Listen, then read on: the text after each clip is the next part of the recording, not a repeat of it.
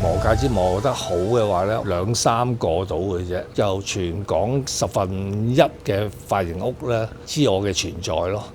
咁如果你話真係要磨一把好嘅鉸剪，你都係要揾翻我。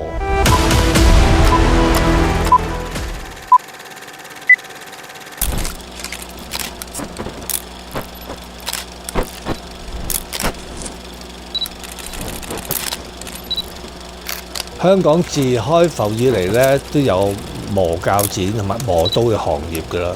咁以前咧就叫做磨鉸剪鏟刀嘅。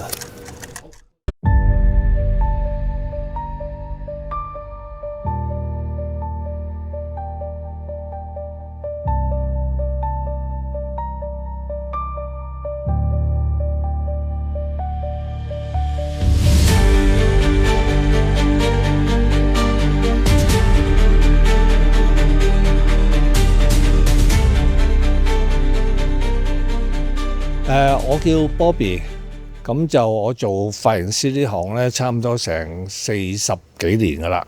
咁啊，跟住對落嚟嗰20年咧，就忽然間對鉸剪對刀有好濃厚嘅興趣。咁啊，卒之咧就而家咧就做多飯，就係磨鉸剪磨刀。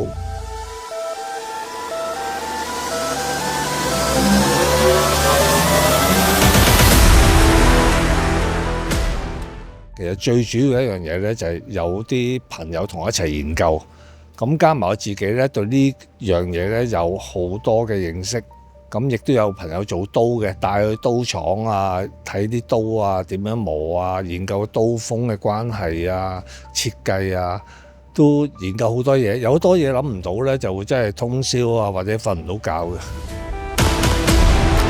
磨刀同磨鉸剪咧，其實係非常之接近嘅。咁反而磨刀咧個方法係比較難啲嘅。咁而家用磨刀嘅方法咧嚟磨鉸剪咧，發覺出嚟嘅效果係非常之好嘅。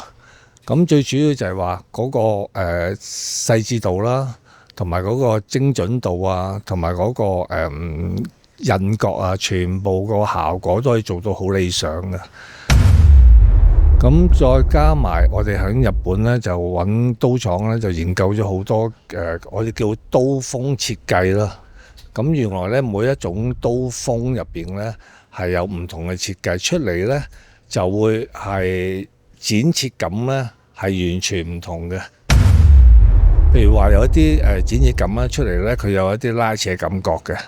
咁有啲刀咧剪落去咧係滑不離手啊！咁其實呢一個咧都係有一啲唔同嘅石具啊磨出嚟嘅效果嚟嘅。磨咗頂之後咧，翻到嚟印證咧，原來係錯嘅。初磨鉸剪磨刀咧，就當然啦，就係睇 YouTube 啦。但係發覺 YouTube 咧，你睇10條片咧，其實10條片咧都係誤導你嘅。係全部都係好似以前我哋啲師傅教我哋啲鉸剪點解要開剪啊，嗰啲咁嘅嘢嚟嘅，其實冚唪唥都係錯嘅。咁跟住最終咧就係話要自己就係揣摩，自己印證呢一樣嘢。咁如果印證咗呢樣嘢出嚟嘅話咧，我覺得得嘅話咧，我覺得就係啱㗎啦。我而家磨鉸剪其實個提升度咧係差唔多係盡頭嚟㗎啦。如果再精進啲嘅話咧，有可能我要買嗰啲機器啊，或者買啲好高級嘅一啲原石啊，翻嚟再做另外一個設計咯。如果你話磨鉸剪、磨刀個級數咧，如果係磨刀嘅話咧，其實而家香港都有一班人嘅，照我所知，起碼有6、7個嘅，係比較高級嘅，咁唔係呃飯食嘅。咁如果你磨鉸剪咧，我就唔係好敢評論啦。咁如果你真係磨鉸剪磨得好嘅話咧，我諗都係2、3個到嘅啫，2、3個。有好多出嚟磨鉸剪咧，都係覺得自己係得，實際上咧佢係未夠班咯，或者佢個功夫未夠咯。我就可以講話，我磨出啲鉸剪咧係過得自己嗰啲人咯。咁就埋嗰個剪切感咧就可以調，全部可以調咧，變咗我就可以適應到唔同嘅髮型師嘅需求咯。我而家喺出邊嘅髮型屋幫襯我嘅髮型屋咧，好難講話幾多間。我諗就全港嘅1/10嘅髮型屋咧，都起碼知我嘅存在咯。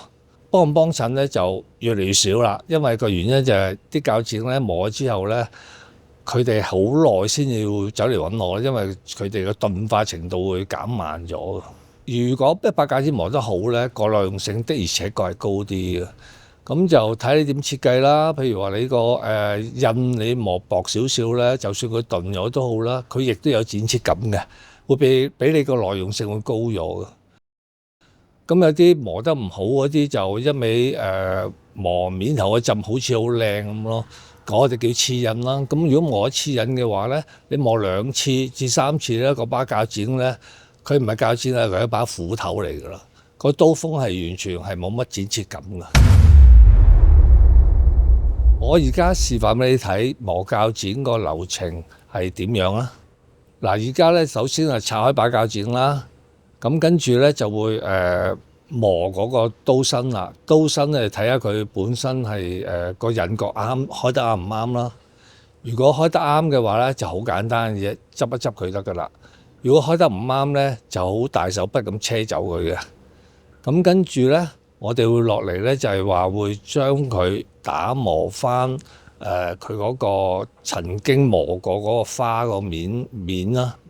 咁做翻一個光亮效果啦。咁跟住咧，我哋會再做翻個刀底嘅。咁個刀底嗰度咧，係做翻揾個石磨翻個刀底平滑啲啦，開合嘅時候會暢順啲。咁而家再落嚟咧，我哋會套翻把鉸剪啦，安裝翻把鉸剪。咁裝翻嘅時候咧，我哋會落翻啲鉸剪油啦。咁跟住咧就會再做一個測試啦，測試完之後咧就會做一個剪頭髮自己個感受啦，感受把鉸剪個效果啦，嗰個手感啦。如果樣樣都冇問題咧，就完成咗啦，可以交貨啦。